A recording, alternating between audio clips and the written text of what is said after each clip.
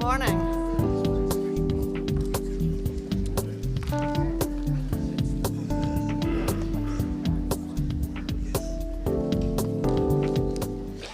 Good morning and welcome to our Kalman Silvert Award panel featuring this year's awardee, Professor Emeritus Lars Schulz.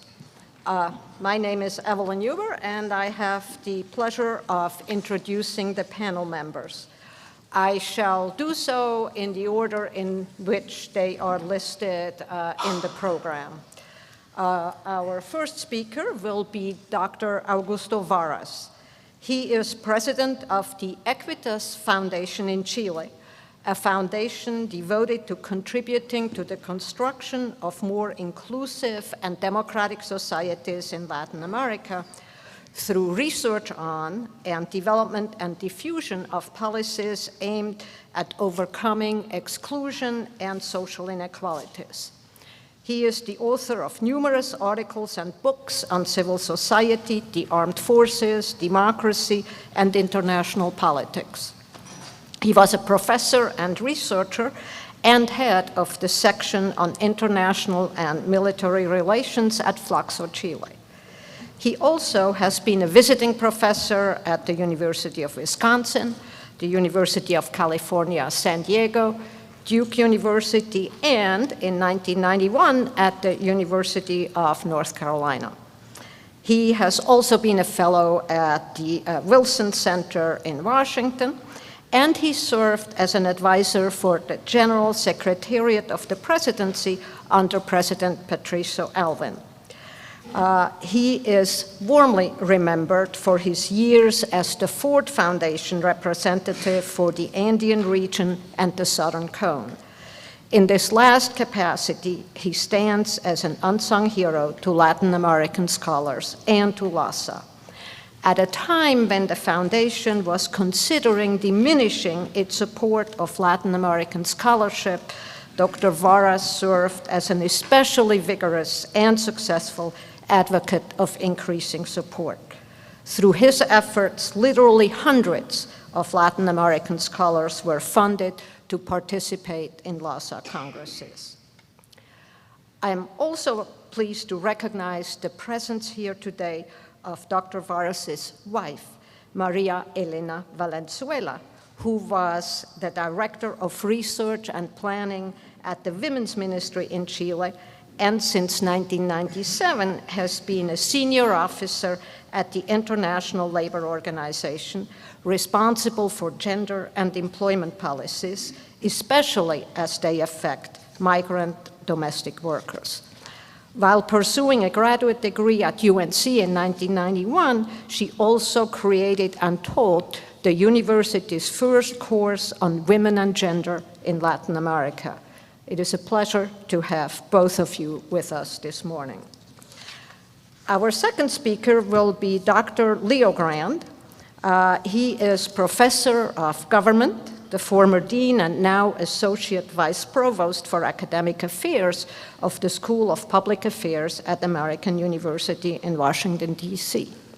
He is a specialist in Latin American politics and U.S. foreign policy towards Latin America. And he has been a frequent advisor to government and private sector agencies. He has written 5 books, including Our Own Backyard, The United States in Central America, 1977 to 92.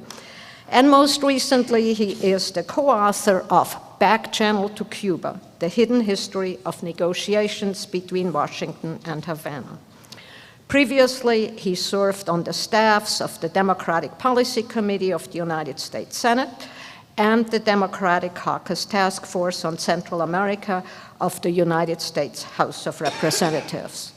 Professor Leo Grand has been a Council on Foreign Relations International Affairs Fellow and a Pew Faculty Fellow in International Affairs.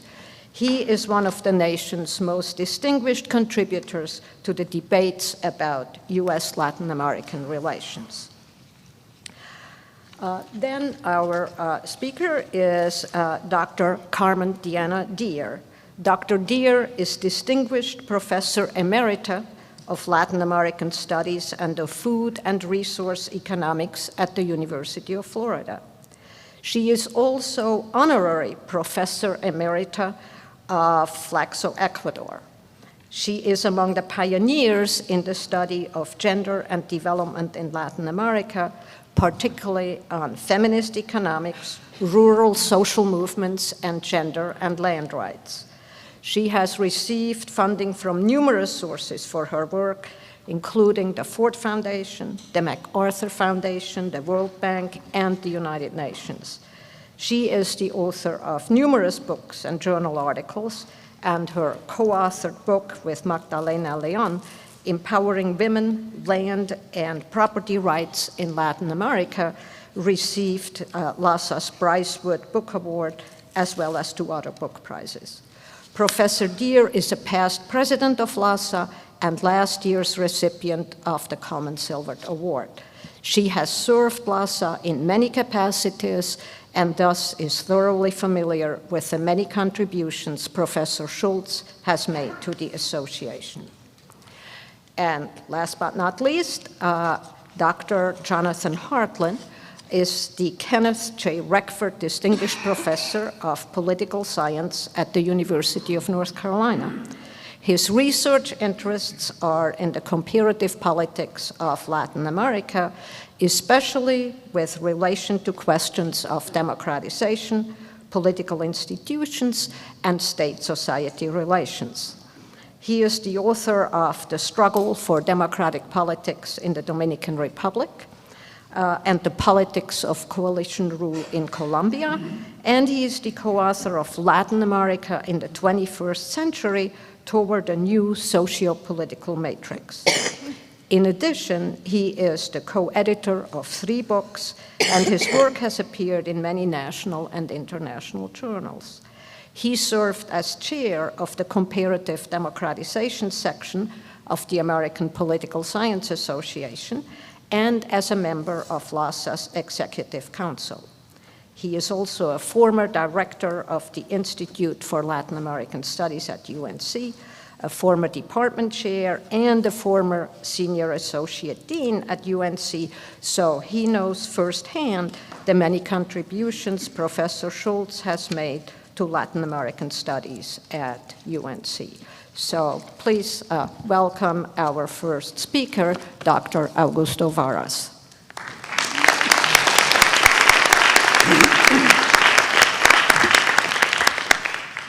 Muchas gracias, Evelyn.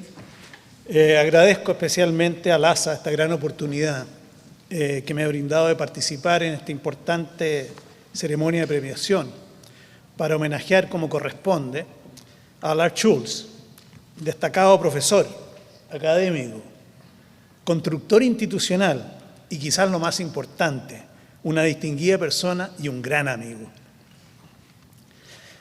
Disfrutando de la lectura de su último libro, In Their Own Best Interest, recordé la notable caracterización que hace C. Wright Mills del investigador social. Este lo caracteriza como un artesano intelectual, aquel que pone un exquisito cuidado y atención en el detalle, en la claridad y examen minucioso de los hechos, guiado por una infatigable curiosidad acerca de sus significados y efectos. Para tantos de nosotros, Lars Schulz es definitivamente el más claro referente de este investigador social, del artesano intelectual que admiramos. Y esta cualidad la ha mantenido durante toda su vida. Gracias a su entrenamiento de posgrado en estudios hispanoamericanos y ciencia política, la producción académica de Lars se ha caracterizado por un riguroso enfoque politológico al que ha integrado dimensiones sociológicas, históricas, antropológicas, culturales, lo que le ha permitido poner en debido contexto las dinámicas políticas y las relaciones internacionales bajo estudio. Esta mirada interdisciplinaria le ha permitido confrontar y superar exitosamente interpretaciones ideológicas de la realidad latinoamericana y de las relaciones hemisféricas. Y al mismo tiempo mirar más allá del empirismo abstracto, del cuantitativismo. La indudable relevancia política de su producción intelectual ha quedado plasmada en decenas de libros e incontables artículos. Sus estudios de la política estadounidense hacia América Latina proporcionan una original visión hemisférica, incluyendo la interacción entre dimensiones claves para su comprensión, como lo son los temas de derechos humanos y seguridad regional, lo que se ha plasmado en importantes contribuciones y publicaciones. Estos trabajos, y esto es importante destacar, fueron realizados en un periodo muy particular. En ese periodo, en varios países de América Latina, crueles dictaduras militares se habían apoderado del poder, apoyadas por fuerzas ultraconservadoras en los Estados Unidos. Los aportes de Lars fueron sólidas contribuciones intelectuales que entregaron claves estratégicas para entender e implementar en nuestra región investigaciones en estas materias. Así, por ejemplo, la construcción institucional que logramos realizar en Flaxo, Chile, en el área de las relaciones internacionales y estudios militares, tuvo en los trabajos de Lars Schulz un referente crucial. De igual forma, su aguda caracterización de las principales instituciones y actores claves en la formulación de políticas hacia América Latina durante los últimos 100 años, en su último libro, In Their Own Best Interest, incorpora dimensiones culturales y psicosociales que abren nuevas avenidas para el análisis e interpretación de nuestra compleja relación con los Estados Unidos. Su generosa disposición a integrar cientistas sociales latinoamericanos a sus actividades y trabajo intelectual colaboró decididamente en el desarrollo de una comunidad epistémica que hasta el día de hoy sigue vigente como referente intelectual. Sus investigaciones permitieron desarrollar un intercambio intelectual que no solo fortaleció el trabajo de quienes investigábamos estos temas, sino que también posibilitó el entrenamiento de posgrado de estudiantes latinoamericanos que hoy día son relevantes figuras de la actual academia y política nacional y que continúan influyendo en nuestras políticas públicas. Como constructor institucional, su liderazgo por casi una década, permitió, junto a otros destacados académicos que hoy día nos acompañan, desarrollar los estudios latinoamericanos en la Universidad de Carolina del Norte en Chapel Hill y expandirlos gracias al trabajo conjunto con la Universidad de Duke. Estos logros también dieron frutos en el Cono Sur, facilitando durante un largo periodo la visita de los docentes latinoamericanos a Chapel Hill, los que dictaron cursos no solo en relaciones internacionales, sino también en política latinoamericana y estudios de género, favoreciendo así el desarrollo de una comunidad académica interregional. Contribuyendo al fortalecimiento institucional de LASA, Lars desempeñó por casi 3 décadas una gran diversidad de cargos, incluyendo la presidencia de LASA entre 1991 y 1992. Estuvo presente en 1984 como parte de la delegación de observadores de LASA en las primeras elecciones libres de Nicaragua. Apoyó la diversidad académica de LASA, vinculando latinoamericanistas, cubanos y soviéticos a sus actividades, y se involucró activamente en realidades tan variadas como las de Colombia, Argentina, Chile, Guatemala o Grenada. Su compromiso con los derechos humanos ha sido permanente y no solo intelectual.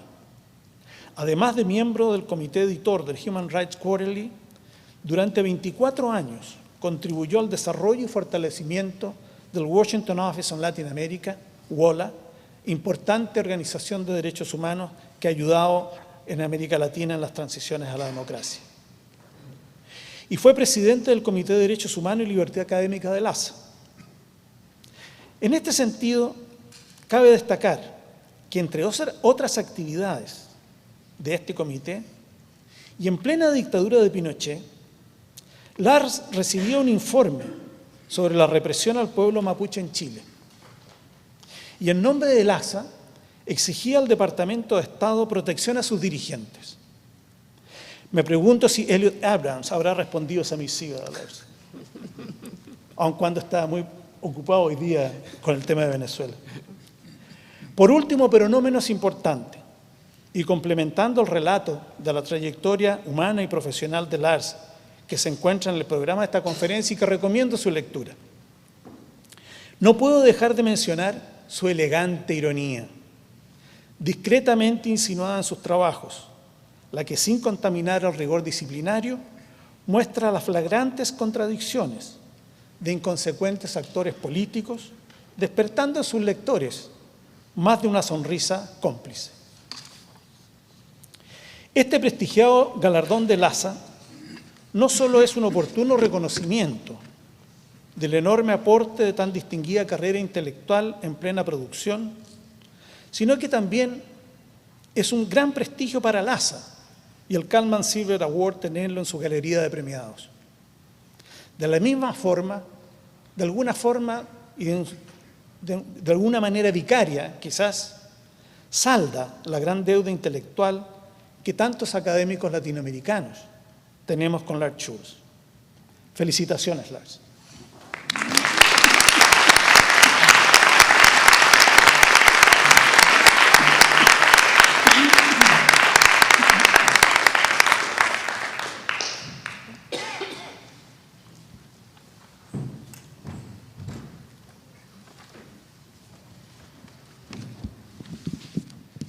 Well, let me start by congratulating Lars on this award, which is very well deserved. And it's an honor for me to be able to participate in this awards panel. To me, what's distinctive about Lars's scholarship is this. He focuses not on countries or key events the way most of us do in our work, but on ideas. Not on ideas in the abstract, though. On ideas in practice, specifically in the practice of U.S. foreign policy. In all of his books, Lars's meticulous archival research excavates the conceptual frames that policymakers adopt, and he then shows us how those frames shape policy decisions. In one of his earliest books, Human Rights in Policy Toward Latin America, he makes a deep dive into not just the idea of how human rights shaped U.S. foreign policy, but on the policy process that formed it. That is to say, who were the people and the events that pushed the human rights issue to the top of the policy agenda? And who are the people who stood in the way and opposed the advocacy of human rights in U.S. policy? So for me, when I worked on staff in the Senate and in the House of Representatives, that book was a kind of a handbook that I would go back to understand the politics of this issue as it unfolded on a daily basis. National Security and U.S. Policy Toward Latin America, his next book, is almost a kind of companion volume to the first, in that it examines the other big idea that has typically driven U.S. foreign policy, and the one most often invoked in opposition to human rights. Beneath the United States broadens the scope. On its surface appears to be just a history, an impressive history of U.S. relations with Latin America, but it's really an in-depth analysis of another idea, and that is the racist stereotypes that U.S. policymakers held toward Latin America. That Latin Americans are an inferior people with an inferior culture who can't really develop and prosper on their own. And it's an idea, sadly, that has not disappeared and shapes U.S. policy to this very day, as you know if you've heard our President Trump discuss immigrants from Mexico or Central America. Lars's history of U.S.-Cuban relations, that infernal little Cuban republic, doesn't really fit this pattern of focusing on ideas. It's not about one idea, it's about one country, and it's really more traditional diplomatic history So I don't have much to say about it, except I wish I'd written it. But I make my students read it anyway. It's a phenomenal book, and I truly do wish that I'd written it. I thought about writing a book like that for a number of years and kept getting distracted into other projects, and then it was too late because Lars had already done it. Lars's new book, In Their Own Best Interest, returns to form because it again focuses on another idea, and he explores U.S. policymakers' almost messianic idea that we have an obligation to uplift Latin America and reshape Latin American societies in the image of the United States. Needless to say, Lars finds this idea pernicious. And obviously, it's a close companion to the racist stereotype of Latin American inferiority that he explored in Beneath the United States. The one idea leads to the other.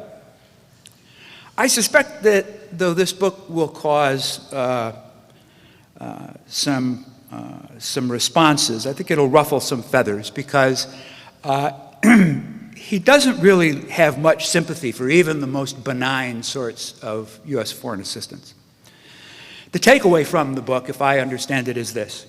No matter how well-intentioned, U.S. policymakers cannot help but see things like development and democracy through the prism of U.S. national interest. And that produces grievous policy distortions, which on balance almost always do more harm than good. So I suspect a spirited debate will ensue from this position because it's a pretty strong and unequivocal one.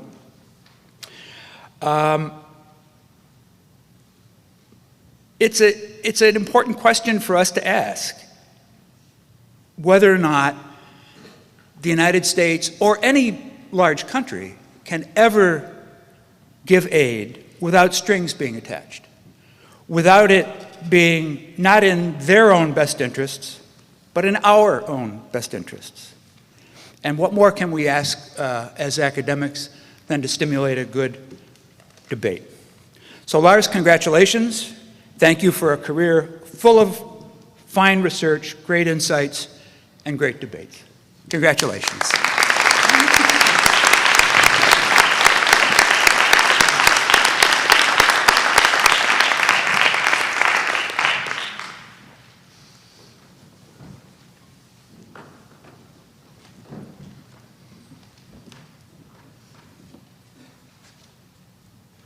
Good morning, everyone.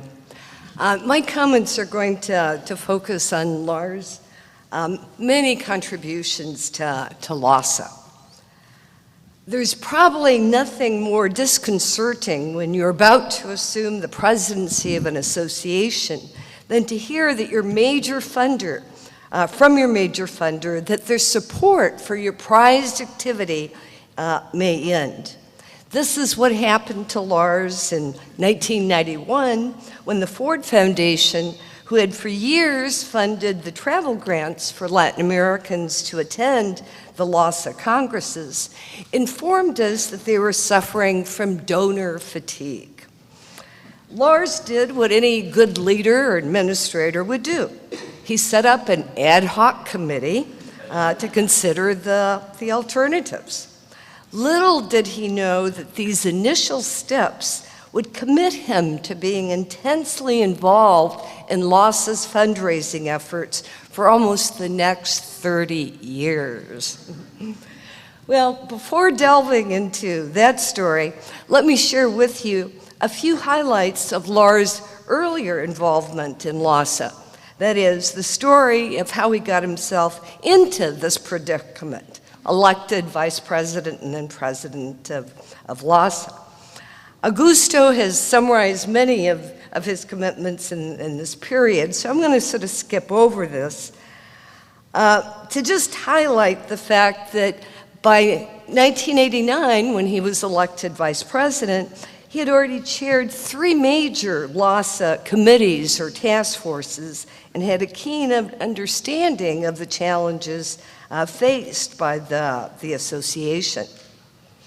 Thus, as one of his first acts in office on May 1st, 1991, Lars asked Mitch Seligson, then of Pittsburgh, to chair the ad hoc committee, a committee that would henceforth be known as the Seligson Committee. The other members included Susan Eckstein, Steve Sanderson, John Booth, who was Lars's program chair for the Los Angeles meeting in 1992, Reed Reading, who was then LASA's executive director, and himself. I would later join it as VP. Well, the committee's mandate was twofold: to come up with a plan to address the increasing disconnect between the demand by Latin Americans for travel grants to attend the congresses and donor fatigue, and two, to recommend how to make the construction of the LASA Congress programs less unwieldy. This mandate rather quickly morphed into creating LASA's very first strategic development plan. By the end of that year, Lars launched what was known as LASA 2000. It really seemed way off into the future, right? Presenting it to the Ford Foundation and its regional offices as a means of engaging them in a conversation about LASA's future. The aim of the plan was ambitious: to transform LASA's institutional structure and to change LASA's relationship with the Ford Foundation, excuse me, with the aim of reducing the association's reliance on them for travel funding, but assuring the long-term funding to support the institutional change that we hope to carry out. Well, as a result of this strategic planning exercise, a number of changes were introduced in LASA during his presidency. Up until then, LASA was being run by a half-time executive director assisted by only 1.5 staff people. And this was already an association of 3,000 members. Seems pretty incredible. Now, it was obvious we needed at least a full-time executive director. Part of the reason that the Congress program had become so difficult to put together was that up until then it was done in a centralized fashion, by a small program committee that organized all the different panels.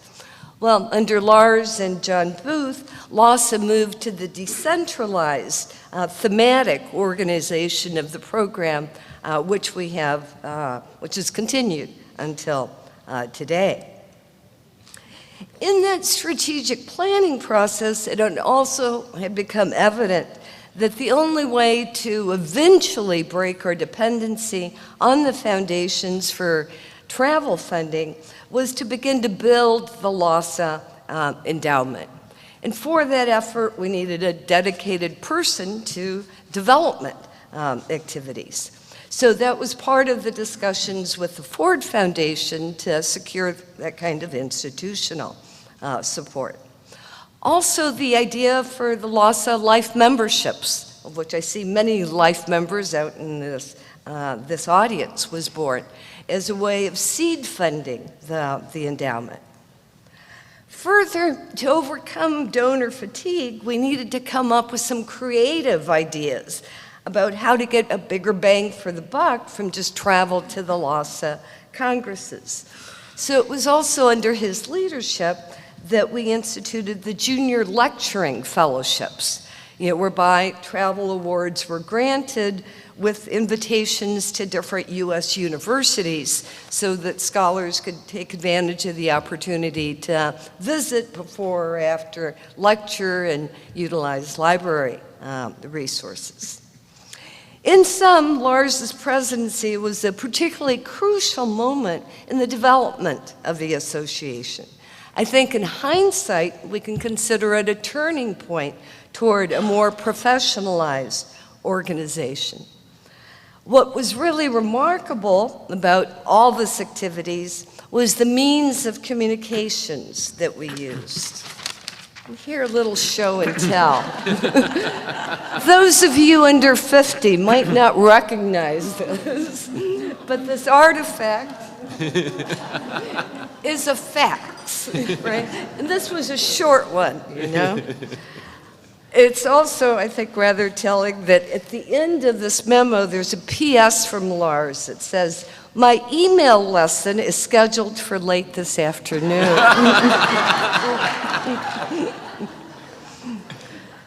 Well, when Lars passed the gavel to me after the Los Angeles Congress, the course for my presidency was also set.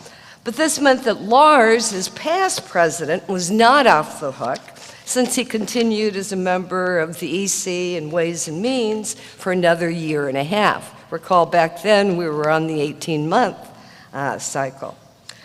Over the next couple of years, with these efforts continuing through Cynthia McClintock's presidency, LASA did hire its first development officer, Sandy Klinzing, in 1994. We hired a fundraising consultant company, Ketchum and Associates, to study the feasibility of an endowment campaign. We wrote our first 2 unsuccessful proposals for matching funds for an endowment to any age. We instituted the life memberships. We created LASA's first development committee. Lars then served as co-chair of the development committee from 1997 to 2005. And he was a member of this committee up until last year. So congratulations, Lars, and a very well-earned recognition and your role in bringing the association to where it is today. Thank you.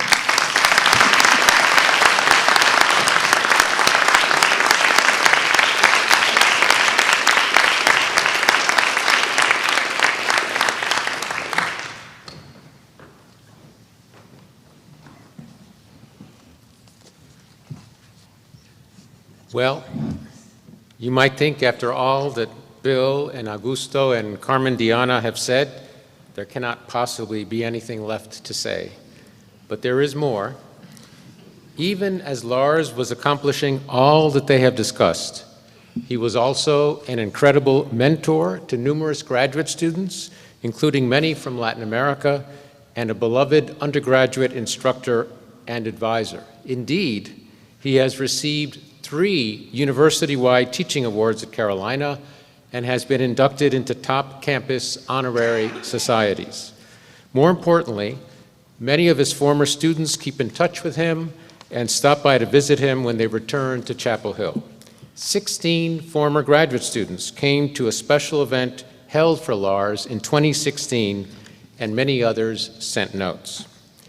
And even as Lars focused a lot of his energy on strengthening LASA, as Carmen Diana has noted, he was also tireless in building the financial and institutional foundations for the flourishing of Latin American studies at UNC and at neighboring Duke University.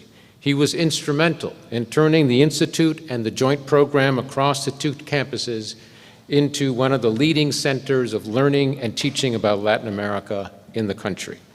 Lars was director of the Institute of Latin American Studies, ILAS, at UNC, now the Institute for the Study of the Americas, for a transformative 8-year period, 1986 to 1994, during which time he also served as the first director of the Duke UNC program in Latin American Studies. Now, I came to UNC in 1988, and by then, the potluck dinners following ILAS events at Lars and Jane's house within easy walking distance of the campus were famous. Lars frequently commented that it was easy to be director and to open up his home so frequently because people who study Latin America are, quote, just really nice people, unquote. Lars would be the first to say that in building Latin American studies at UNC, he had an incredible legacy on which to rely on. The first course with Latin American content was offered at UNC in 1915, and Latin American studies accelerated when ILAS, the Institute, was founded in 1940.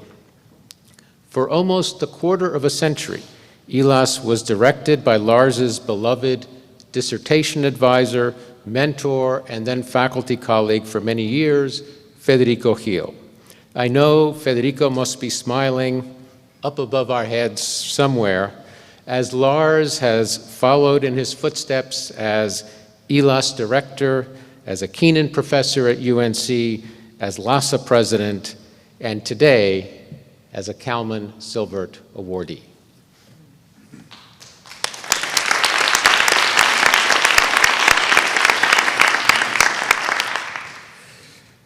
And though we continue to live the intense ups and downs of the basketball rivalry between Carolina and Duke, there was some collaboration across the two campuses prior to the creation of the joint program, especially across the two library systems, with each focusing their purchases of research-level materials in different countries in Latin America.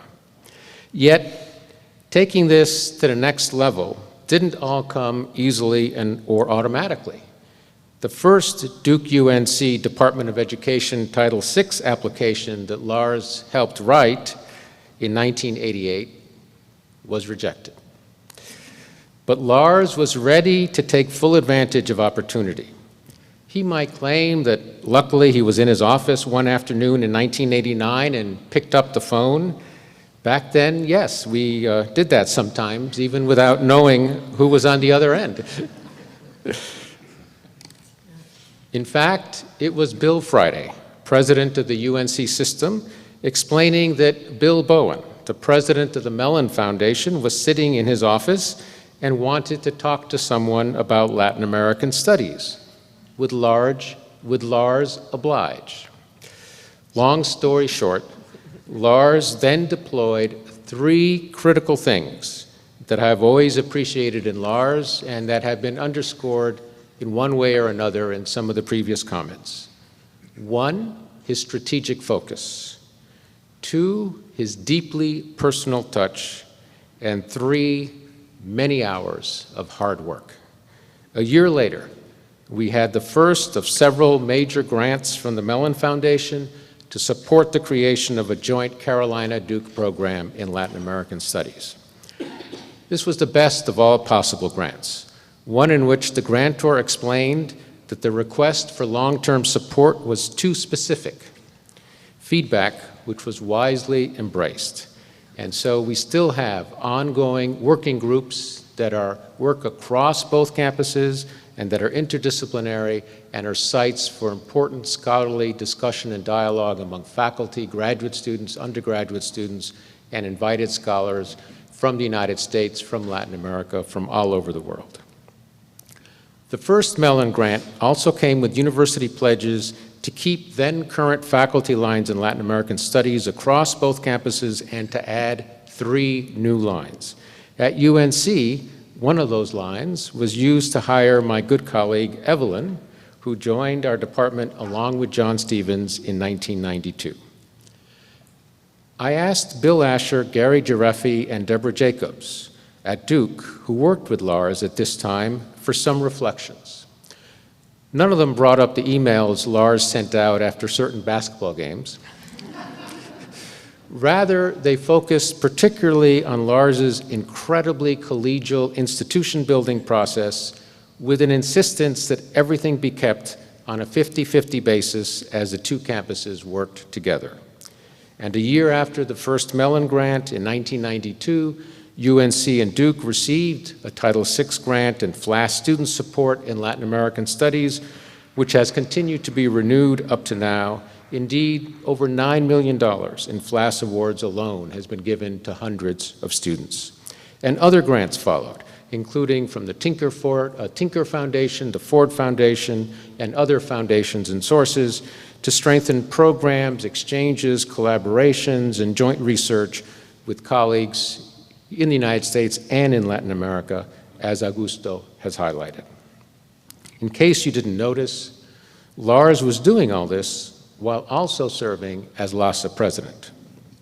In sum, Lars has been not only a leading intellectual figure and a beloved mentor and teacher, but also an institution builder in the field of Latin American studies, nationally and internationally, including very much at our university and across campuses. He has also been, I should add, an incredibly supportive colleague and friend. From all of us, a well-deserved congratulations and thank you, Lars.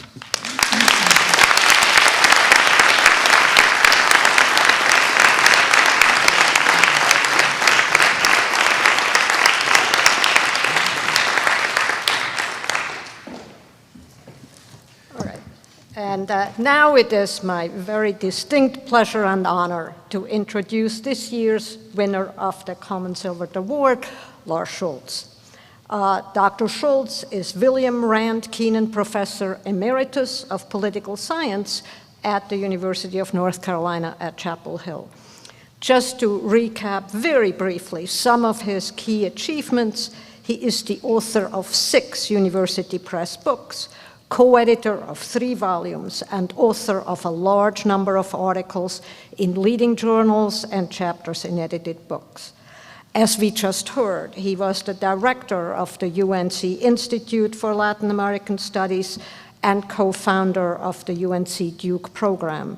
He is a former president of LASA and, as we heard, has served LASA in many other capacities. We have heard from our distinguished colleagues about Professor Schultz's many contributions in his roles as a scholar, a teacher, a leader in LASA and at UNC, and a supporter of Latin American scholars and Latin American scholarship. Let me just add a brief perspective as a colleague, having worked with him in a multitude of ways and having observed him as a mentor. Lars Schulz is a wonderful mentor and an inspiring academic leader, not only because he is such an outstanding scholar and efficient institution builder, but because he really cares about people. He genuinely cares about his students and his colleagues' well-being, and he has gone out of his way on countless occasions to support those around him. As Jonathan Hartlin mentioned, we had an event at UNC to thank Lars for all his contributions, and it was truly moving to hear from former students how much they appreciated his support while they were at UNC and after they embarked on their careers. He embodies the best of the scholar who is driven by his value commitments to pursue his research and publications, to improve society, and to help others realize their own potential. So please welcome Professor Lars Schulz.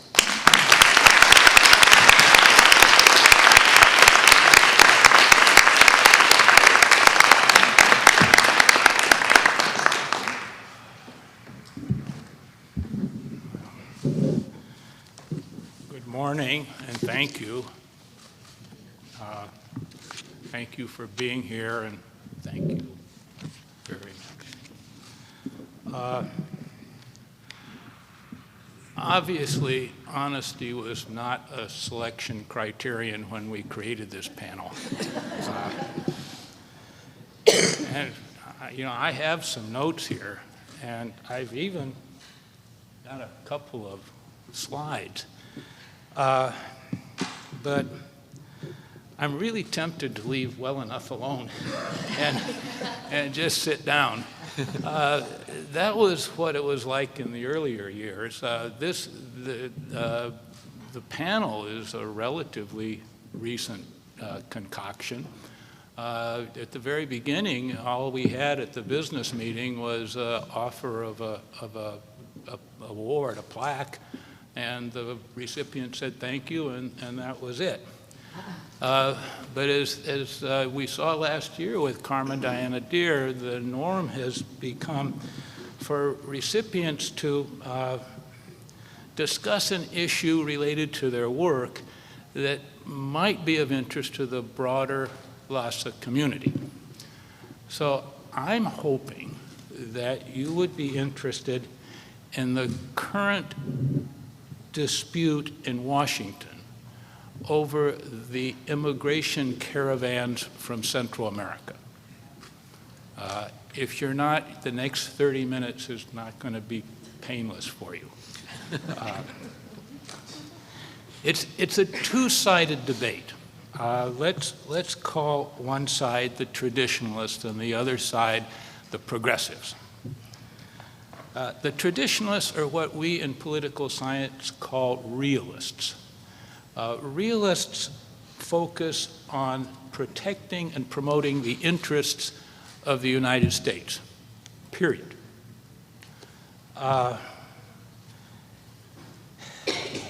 The traditionalists advocate doing what most countries do when they're faced with an immigration surge. They try to narrow the funnel to control the number of people coming into the country. That's their strategy. Their tactic, now the strategy is a constant. Their tactics to implement this strategy vary with the circumstances. There was a time in our history when we screened people at places like Ellis Island. There's also been a time, it looks like it's continuing today from what's just been proposed, that we write laws that focus on excluding certain groups. The 1882 Chinese Exclusion Act or the 1924 National Origins Act. Today the tactic is to build a wall. Now, on the other side of this debate are the progressives. Progressives are also realists, but they're not exclusively realists. There's no period after the end of realist. They advocate for a foreign policy that is less self-centered, that takes into consideration more than just the interests of the United States. In addition now to advocating a more humane policy at the border, these progressives argue that the large-scale migration of Central Americans to the United States will only stop when the Central Americans are more comfortable with conditions at home. So their strategy is to provide Latin Americans with development assistance.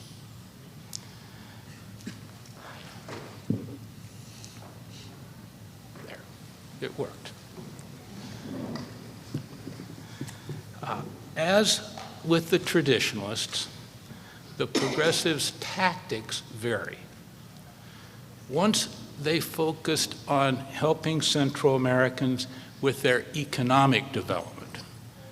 Today, as you can see on this slide, they focus on political development, on improving Central Americans' governance. I would like to talk with you this morning about the progressives that think this is a good idea.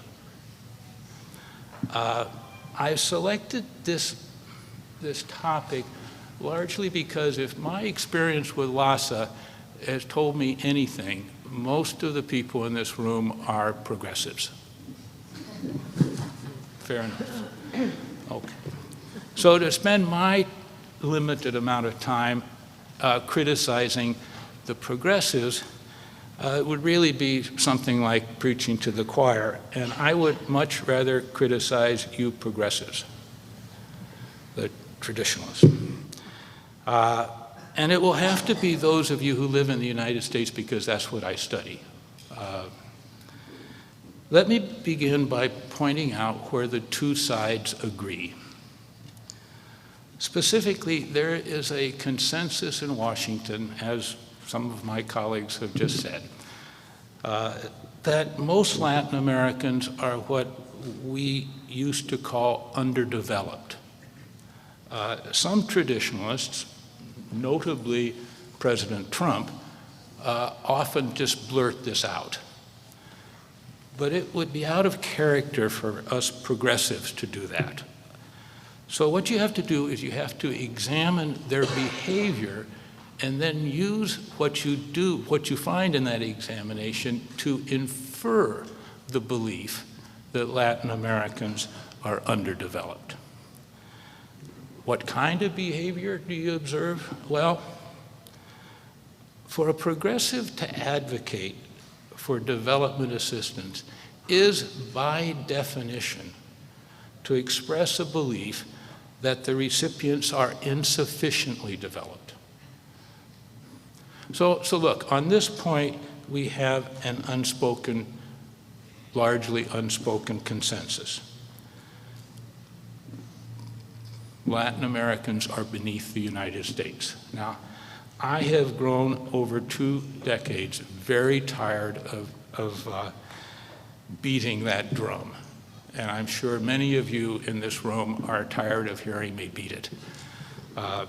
So I'll promise not to abuse your patience, but I simply want to get started by pointing out that the State Department's archives, from the very beginning of our relationship with Latin America, early in the 19th century, the State Department's archives are packed to overflowing with sentences like this. It was written about Brazilians, but there are hundreds of similar dispatches in the 19th century archives from U.S. envoys. Now, it was a simple observation that Latin Americans have this sad defect. But then at the turn from the 19th century into the 20th century, the United States moved from being merely observant to actually beginning to help Latin Americans overcome their sad defects. This move from observing to helping was triggered, of course, by the 1898 Cuban-Spanish-American War. During what was known, believe it or not, appropriately, I think, as the progressive era, the presidencies of Theodore Roosevelt, William Howard Taft, and Woodrow Wilson. What happened is that the United States found itself in possession of some Spanish colonial outposts, Guam, the Philippines, and in the Caribbean, Puerto Rico, and Cuba. So here, early in the progressive era, came what I consider to be the most important single step in the history of U.S. policy toward Latin America. Progressives decided to improve the people who lived in Washington's new acquisitions. And that quickly spread to other countries. Cuba was followed immediately by Panama, then by Nicaragua, 1912, Haiti, 1915, the Dominican Republic in 1916. We call them our protectorates. Now, in addition to some infrastructure projects, which I'm going to overlook, but we shouldn't undervalue, in addition to these infrastructure works, in each case, the progressives' strategy to improve Latin Americans was to, well, there were 3 of them. One was to establish order, and that was by sending in the Marines. And then by creating and training what were called constabularies. And until these constables were prepared to maintain order, the Marines stayed to protect local residents from one another. One of the sad defects that we found at the time is that the locals were always fighting among themselves. And as order was being established, progressives with their second tactic, began sending democracy doctors to create and improve Latin Americans' governance. They especially helped with writing some constitutions, and in all of these protectorates, they tried to supervise elections. In 1913, as I know many of you have heard in lots of different contexts, President Woodrow Wilson said that his policy was to help Latin Americans elect good men. Honduras, the principal source of these migrant caravans that have recently occurred, Honduras did not become one of these protectorates, but it wasn't for lack of trying.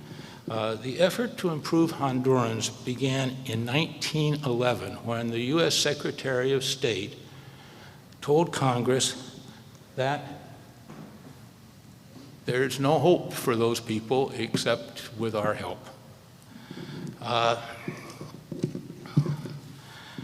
Now, the basic idea that Secretary Philander Knox had was for Wall Street to loan Honduras some money with repayment guaranteed by a formal treaty that turned Honduras into a protectorate. But the legislatures of both countries rejected this, but it did contribute to keeping the progressive ball rolling.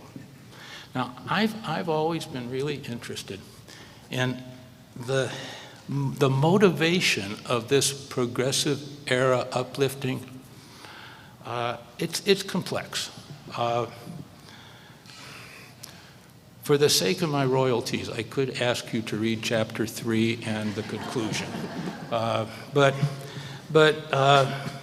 let me simply say that these early progressives, on balance, appear to have been motivated by a desire to be helpful.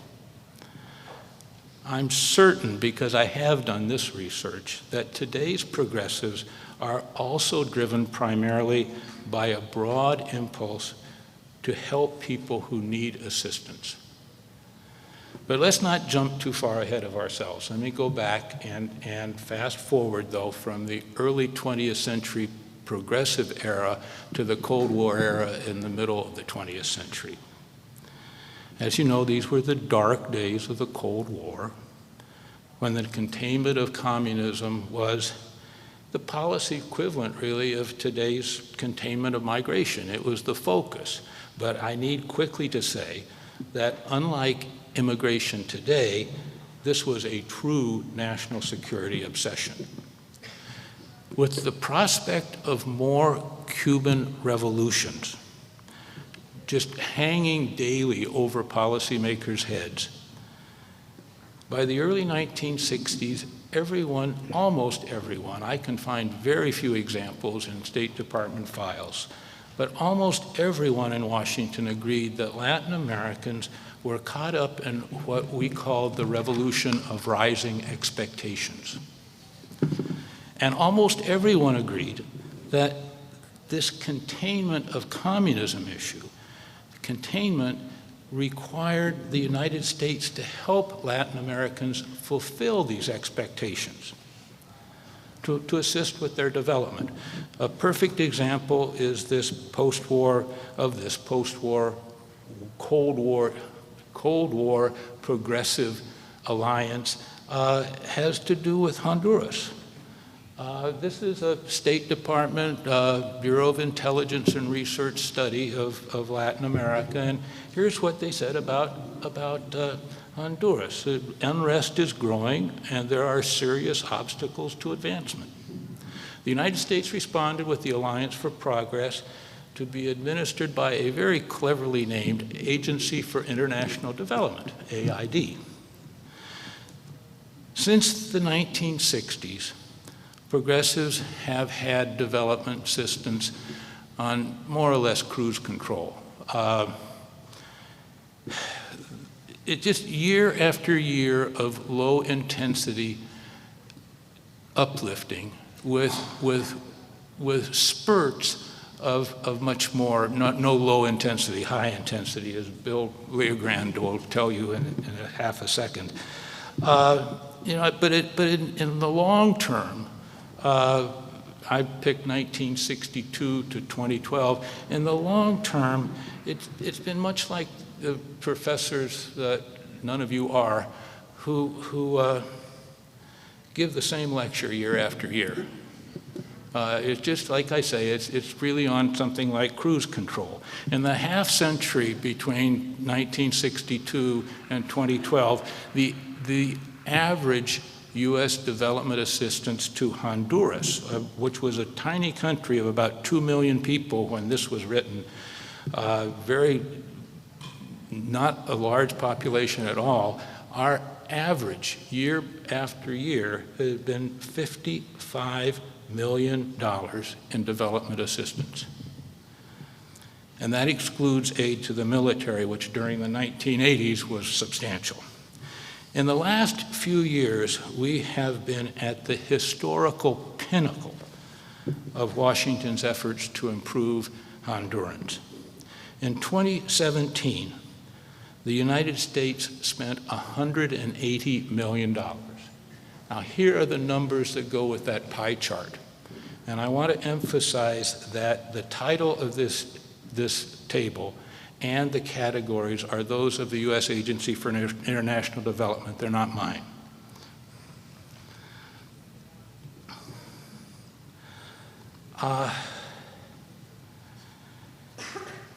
Where does it go? These categories obviously are extremely vague. Here's what aid said it was doing with our money and continues to do what it said it was doing with it in 2017. Now, let me quickly apologize for a slide with so many words on it. I've underlined the verbs to make it easier to digest. But, despite its length, frankly, I couldn't resist. I thought you would like to see something that for people like me and Augusto and Bill Leogrand especially, something that is really, truly impressive. Today, the United States is seeking to solve almost every social, political, and economic problem Honduras might have. And it's doing the same thing for Guatemala and for El Salvador. So what's been the outcome so far? Well, despite these decades of development assistance, now well over half a century, Honduras appears to be moving backwards. We have the most recent Amnesty International report, which notes that Hondurans go about their daily lives in a general climate of crime and violence. Human Rights Watch agrees. It writes that violent crime is rampant. And if you want some unfiltered evidence, all you have to do is look at what is happening on the border. Now, when you challenge the progressives who are responsible for much of this, not all, but much, when you challenge them with these negative assessments, Washington's progressives fall back on two responses that all of us have heard for decades. First, they say conditions in Honduras would be even worse if it hadn't been for U.S. aid. Well, the question then and quickly is, how much worse could it possibly be? Now, that will just get you into a never-ending debate, and I'd rather focus on the second explanation for the lack of success, which is that after years of experience, we progressives are getting better at this development business, and now we're really making progress. All you have to do is visit AID's website, and you'll see that over and over again. Well, perhaps that's true.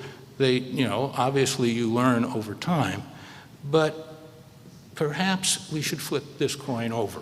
Perhaps we should say, we should not say what I said a minute ago, Honduras has moved backwards despite U.S. assistance. Maybe we should say it assisted for decades by the United States, Honduras has moved backwards. I know that we progressives need to open our minds to the possibility that decade after decade of development assistance has not simply failed. it may be that it has helped to move things backwards. It may be making things worse. I'm now trying to figure out how to research this more harm than good hypothesis. I'm convinced there's nothing nefarious, there's no plot similar to the one that my generation used to make about Wall Street or the Pentagon. Instead, I'm convinced that we should focus on the mentality, on the conceptual framework that Washington's progressives bring to the task of improving other people's. This group mentality seems to be based on shared beliefs, and two shared beliefs I want to mention as particularly important. One is inherited from 19th century positivists. It is that order is a prerequisite for progress.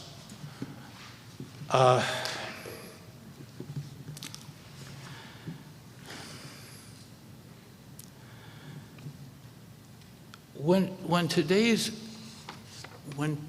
today's progressives talk about establishing order, they tend to be making a comment about improving state capacity.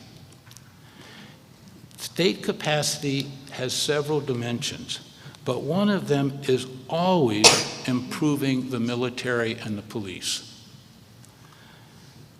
The Department of Defense has been training and equipping the Honduran military for more than half a century, since 1954, continuously, never stopping completely. And in addition, since 1963, various agencies of the US government have been training and equipping the Honduran police. A good current example, if you're looking for one, is the Tigres, which it aims to be a non-corruptible unit of the Honduran National Police. It's being trained by the US Army Green Berets and the Policía Nacional de Colombia. Today, Honduras hosts 500 to 600 US troops in its Joint Task Force Bravo. Now that joint task force near the town of Pamarola is region-wide for Central America completely. But there's plenty of direct bilateral military aid to the Honduran police and military. In 1917, it was $20 million, $20.3 million from the Department of Defense alone. But in addition, the FBI is there now as helping establish order with its transnational anti-gang unit. The Department of Justice is also helping to establish order with the Drug Enforcement Administration. The Department of State is helping to establish order with its Bureau of International Narcotics and Law Enforcement. And the Department of Homeland Security is working with all of these institutes, plus the Agency for International Development, to create and then coordinate task forces that focus on specific trafficking and security problems. Those task forces are composed of US advisors and Honduras security forces. All of these forces, all of these activities focus on establishing order, and they are all conceptualized as development assistance. Military and police aid is part of building state capacity. The outcome of this, here's a recent assessment by Human Rights Watch. Now, I understand that covariation is not causality. You can't conclude that US aid causes corruption and impunity. But it's easy to imagine how Washington's emphasis on order has made matters worse. For those of you who are not familiar with it, I know time is running short. May I encourage you to look into the 2008-2009 turmoil that led to a coup d'etat in Honduras. I pretend to know expertise on Honduran internal politics, but anyone can see that the progressive government of Manuel Zelaya in Honduras simply miscalculated. Here's what the ousted Minister of Interior said about the coup.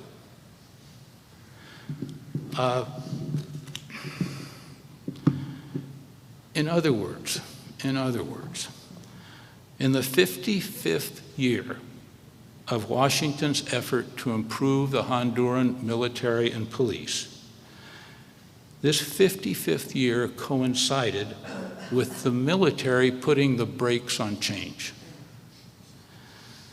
Now, coincided is a verb I used, and I used it on purpose. That I understand the difference between covariation and causality. But I tend to agree, after many decades of research, that this is what's correct. What Hans Morgenthau, who was a dyed-in-the-wool realist from the Cold War era, wrote about military aid. And now, 10 years after that coup, the United Nations World Income Inequality Database indicates that Honduras has the most unequal distribution of income in Latin America. Now, it's arguable here that the idea is to establish order, and then there's no need for progress. But you have to look a little bit into that coup, and I don't have time to do it right now. Okay, now add to that pursuit of order a second core belief, and that is that incremental change is more desirable than radical change. Incremental change, as you know, is built into Washington's political culture.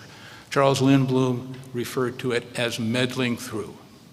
So we rarely reach in the United States closure on many issues. When we do from time to time think we're reaching closure, we wait for about 10 minutes and we find that the debate started all over again. Look what happened to the Affordable Care Act. Look what is happening today to Roe versus Wade. Or just look at the border. We have part of a fence. But, and this is going to be a big but in my mind, but when an incremental solution to an extremely important issue, such as Hondurans living in a climate of crime and violence, when an extremely important issue seems impossible to resolve with incremental adjustments, we here in the United States, rarely but occasionally, we do something truly radical. In the 18th century, we didn't muddle through, we declared our independence. In the 19th century, we didn't muddle through, we abolished slavery, period. Now, both led to wars, but frankly, since you and I weren't killed, we tend to believe that it was worth it in the long term.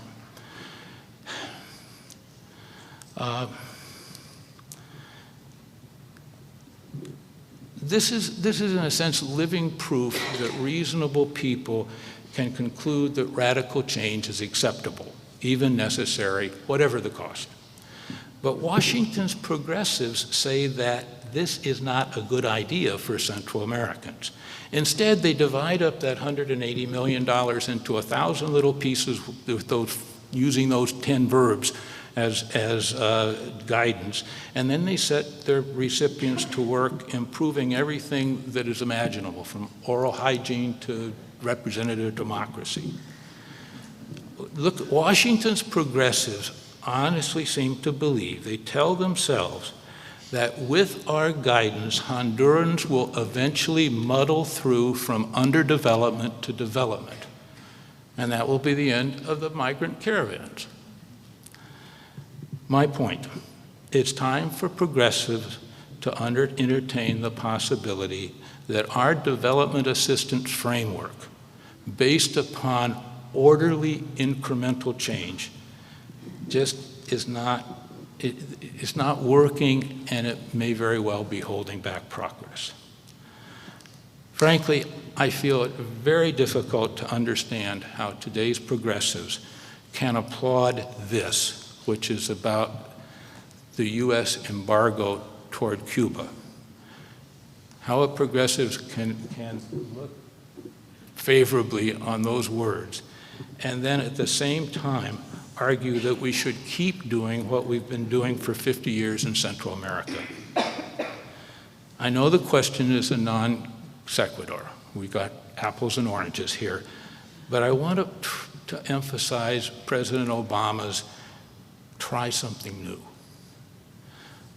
It seems entirely possible, at least to me, that Central Americans will be unable to try something new until the United States stops trying to improve them with our order-focused incrementalism.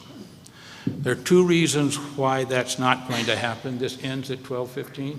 Yes. Okay. One reason is the 800-pound elephant that's walking around the Agency for International Development headquarters in Washington, and that is the uplifting industry. We don't have time to talk about both it and the one that I think is more important.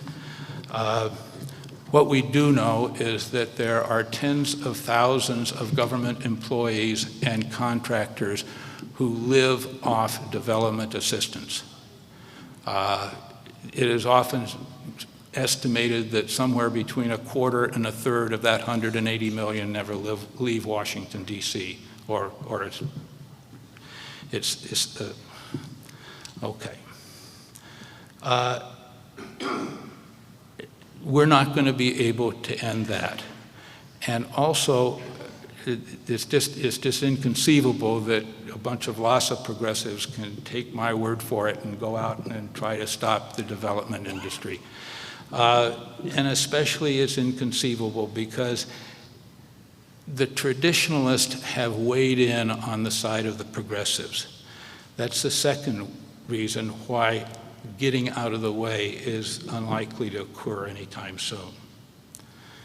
Development assistance has become a useful weapon in the foreign policy arsenal. Realists call it soft power. In our case, immigration, traditionalists believe that it will be easier to narrow the funnel if it is supplemented by development assistance. Someone showed them what our iconic Cold War realist wrote in 1962.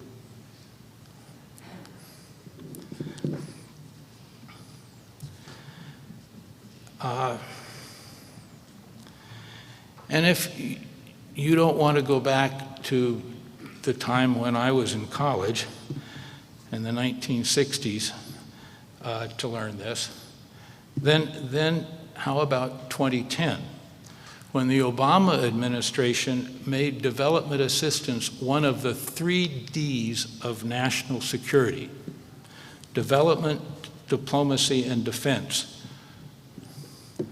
Or if 2010 is still too far in the past, here's what AID's chief executive said last November.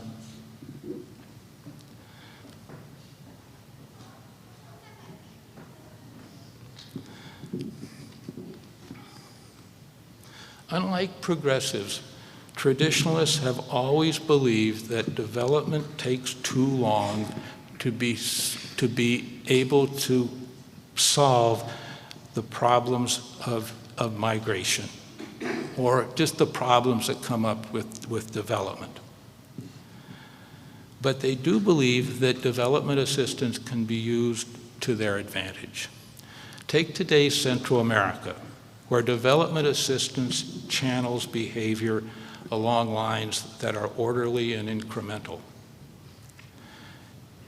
In the 2009 Honduran coup, this type of development assistance, strengthening state capacity, empowered people who generally oppose dramatic change, not simply the military and the police, but civilians who favor order-based incrementalism. And also once the recipients become dependent upon development assistance, as any country is likely to be after half a century, then you can make them behave by threatening to withdraw development assistance, which is what the Trump administration did in April. So if any of you progressives do not want to consider your commitment to development assistance simply because it appears not to be working and very well might be doing more harm than good, if I haven't convinced you to worry about that, then think about reconsidering for another reason. Because the longer you study Washington's development assistance, the more you realize that we progressives have become the handmaidens, the enablers of Washington's traditionalists. Mark Green is the boss. He's the general. We progressives do the dirty work, the hand-to-hand combat.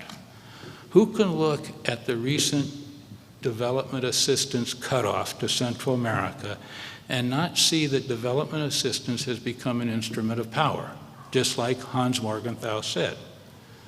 Now, true, it's a bit more subtle than it used to be when we sent in the Marines, but now traditionalists send in the progressives. And they take the bait. They take the 180 million without a blink because they want to address the recipient's sad defects. Okay, as all this is occurring, I keep wondering what will happen if the United States pulls out. I imagine the sledding will be pretty rough in Central America, but I don't study Central America. But I know that we would be pulling out the rug from under a significant number of people, reducing their political power. Any redistribution of political power is prone to be disruptive, to cause disorder, but at least one progressive, me, believes that once Central Americans are able to declare their independence from Washington's uplifters, that they'll figure out how to solve their own problems of political and power. And if you think otherwise, let me ask you this. What could be more patronizing than to say that Central America will fall apart without Washington's assistance? That's what King George said about us in 1776. As an alternative to my generation's progressives, those of you who are coming along, my suggestion is that you consider helping people, both the public and its leaders, understand that immigration should not be conceptualized as a problem. It should be managed as a desirable, ongoing process that needs to be managed. Unfortunately, migration sometimes comes in disorderly waves, and we're not good at handling disorderly waves. But if the Pentagon can handle plans for nuclear war, the Department of Homeland Security can surely plan for the next wave. But sadly, I think the best bet is that we will muddle through for the next couple of centuries. And then by that time, the border will be blurred to the point where we won't even see it.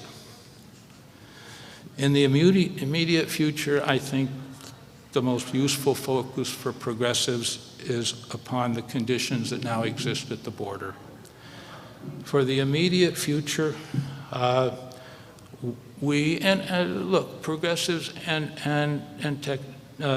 traditionalists have acquired a moral obligation to insist that border control and other fuel funneling devices like deportation, that be guided by the most basic principles of human solidarity.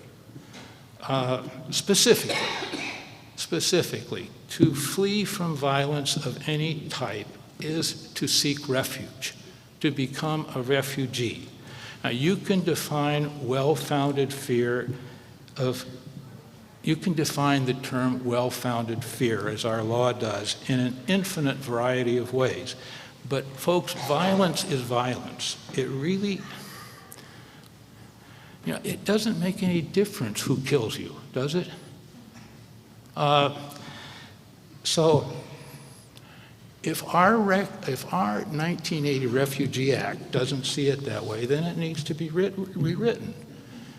And if one of our 2020 presidential candidates promised to take this on, I hope he or she gets the LASA vote.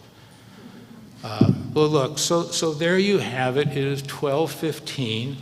I've even solved your dilemma about which Democrat to support.